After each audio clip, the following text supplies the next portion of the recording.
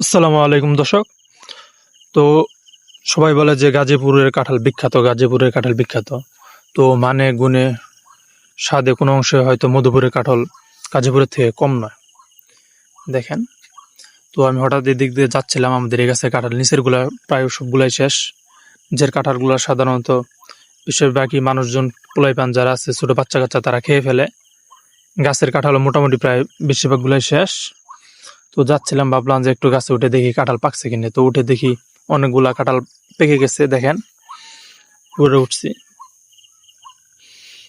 গাছে আরো অনেক কাঁঠাল ছিল, তবে অধিকাংশ কাঁঠালই শেষ হয়ে গেছে। এখন ছোট সাইজের কাঁঠালগুলো আছে।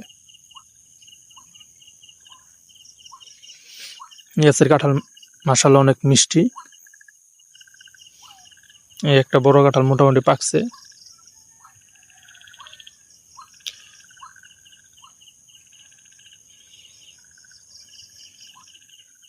ঘেমে গেছি আমি, পেয়ারা বাগান থেকে মূলত আসলাম। ঘাসও নিয়ে আসছে, দেখেন মোটরসাইকেল এখানে দাঁড় করে সাইডে গাছের এখানে দাঁড়াইছি। তো ভিতর থেকে একটা সালা নিয়ে আসি, ম্যাডাম। সালা আনা শেষ। এখন দেখেন টোটাল এখানে 6 পিস কাঁঠাল পাকছে। 6টা এখন নিয়ে যাব বস্তায় করে। এখন কোনো রকম মোটরসাইকেলে করে বাড়ির দিকে চলে যাব।